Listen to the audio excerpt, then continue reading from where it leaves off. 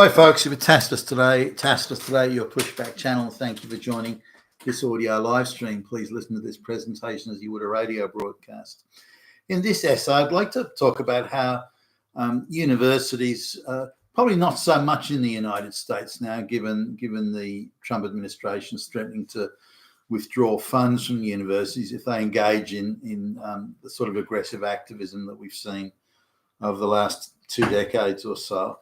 But outside of the United States, the universities are turbocharging, nuclear level turbocharging their wokeness, because they're the resistance, don't you know? They're fighting back against Nazis. So looking at the universities in Australia ginning all this stuff up, there's when I'm just looking at a few universities, you struggle to find the Australian flag flying anywhere but they do have the gay, the LGBTQ flag. There's the Palestinian flag. There's any sort of flag of protest, the Black Power flag and the Indigenous native flag. There's everything except the flag of the country. Now, the Australian taxpayer, which is overwhelmingly white and male, is paying paying these universities, and they're getting vast sums of money allocated by the government. So we've got straight white males paying handsomely for the privilege of being hated, roundly hated as being the oppressor Nazis. But hold on a minute, they're paying for the fucking university. Doesn't matter, they're all Hitler. So, okay, now I've got a problem with this, as I think anybody would.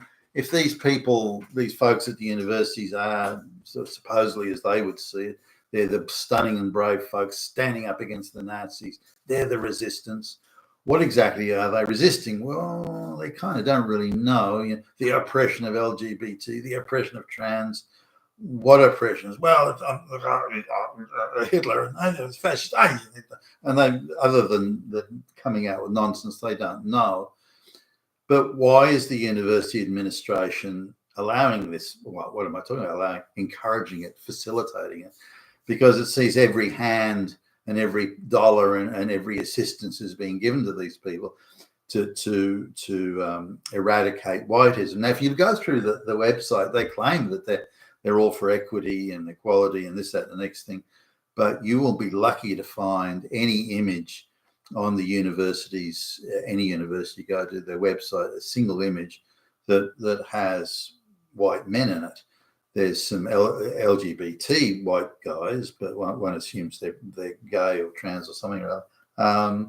So there's lots of black women pictured there, far in excess of the number of black women that are at the university.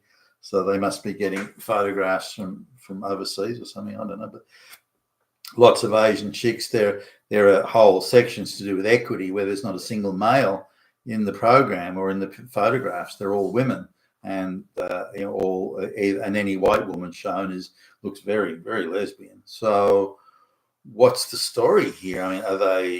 What reality do they? Because they're obviously trying to do. How is the world currently? We'll do the opposite of how it is, and that's the fight. We're leading the fight, stunning and brave. How is the world? What does the world look like now? We'll do the exact opposite of whatever it is, and that will show us to be stunning and brave and equity and equality and so on, redressing the balance, restorative justice, and so on and so. So they're on board with pretty much every bit of lefty gabble speak, talking point nonsense, which the globalists are happily producing in Globalist Central, and all these straight white males in the globalist cabal central are issuing these talking points that then these so-called alternative, we're leading the resistance people then parrot around the place, and they get how they're just being used as useless fools. Anyway, so if we look around the Australian universities, you'd think there's not a single white male in the universities. You think it's all either all women, and brown and black women primarily, or lesbian.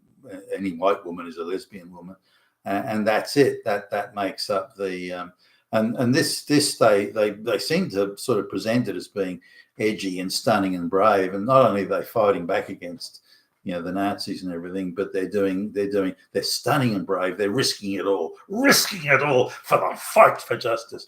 Well, what are they risking exactly? The university is completely on board with them, what they're doing. The student council and all the media's in support. There's not a single hand that's turned against them. The government is handing out money to them. NGOs are given free rein to run around the university like they fucking own it. Activist NGOs. So exactly what risk are these stunning and brave fight the Nazi students because they're very righteous in this. They're risking it all to fight Hitler, and they've got this insane view of things that you say, well, what planet are they on? But why is it that universities that you and I pay for, where the Australian flag isn't flying, the universities are in Australia, excuse me, every protest flag imaginable is flying, and straight white males are treated as if they're all Hitler, they're all Nazis. No. Why is that permitted, and why is it allowed and again encouraged, and why are activists, anti-Western, anti-straight white male NGOs given free rein? They're given offices in the universities. They're given space. There's university staff that are being employed by these NGOs, and their job is to do nothing but activism and distribute leaflets and pamphlets and send out texts and emails and arrange buses and placards so that they can have an instant sort of out-of-the-box protest group, and so on. They're media relations people for these NGOs that operate out of the universities. So it's one hothouse of activism paid for by your tax dollars. Now, in some cases, well, it's not actually the taxpayers paying for all of this. These NGOs are paying. Well, okay, why are they given space to operate in the university? I don't get that. Are they faculty? What's going on here? Why is it that so many of the faculty members are also at the same time on the payroll of NGOs? I don't understand that. The NGOs are claiming to be charities doing charitable work, but they're doing nothing of the sort. They're just blatant political activists that are falsely claiming to be charities and so on. So there's a whole lot to unravel and unwind here. But if there was an accounting of where's the money coming from, where's it going, is this something directly to do with the education, the rigorous education, no less, of students, or is it just some sort of insane, ridiculous activism that is just directed against breaking down all social cohesion in Western countries? Then we would see it in a very different light. But it's been around for a while. This didn't start yesterday or the day before. This has been around for 20 odd years. And it doesn't mean there weren't activist groups operating, in previous generations, the ban the bomb and nuclear bomb meaning, and anti-Vietnam protests, things like that. But if you look at the goals and the objectives they had, they were against specific things. That nuclear bombs did exist, the threat of nuclear war did exist. So they were against real. Now, whether they went over the top and exceeded their remit and their brief and spilled out over the edges, well, sure. But they were. Today, it's quite different. We're fighting back against an imaginary Hitler. We're fighting and the legislation that Trump's brought out to hate, because he hates the death of trans people. Millions of trans people are dying around. And what legislation has he brought out? Oh, I don't know. I can't remember. I don't know. But no, you've said he's brought out legislation that's caused the death of trans. Well, what legislation? Well, and so the stunning and brave fight backs again. The leading the resistance is against imaginary things. It's not against real things. They can't even say. Most of the people turning up for these protests don't know why they're there. They don't know what they're protesting. And you look at some of the interviews of these people, and they say, "Why are you here protesting?" Oh, I don't know. A friend of mine texted me, said it was just important that I turned up to show solidarity for, I can't remember what I'm showing solidarity for, these sorts of things, or the twisted and perverted understanding they have of someone's told them something. a lady that I was talking to, one of the protesters going by, I said, well, what do you protest? Oh, well, I don't really know, but one of the NGO agitators came around, and the woman sort of comes up and says, I'd like to talk. Oh, and then just starts bawling her eyes out. So, it must be a serious issue. Oh, well, this is serious. The outrage, the indignation. Let's get out there and protest. What are we protesting? It's that level of insanity. And given the amount of people, particularly the young women who are in college, these days who have very low IQ, they couldn't have passed a test in anything. They're there, and they're very easily manipulated and controlled and pumped up with emotional outrage over something they can barely comprehend, if comprehend at all.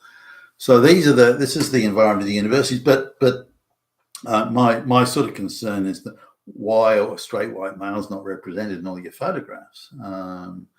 Why is the Australian flag not flying? Why are protest flags flying on the universities and so on? Why has the university just been handed over to cheap two-bit activism rather than education? Why wouldn't you be wanting to spend money on the rigorous education? For example, people that are studying whatever course, why not offer supplemental speakers and so on to talk directly on these subjects, not two-bit activists? Why would you be spending your money on that?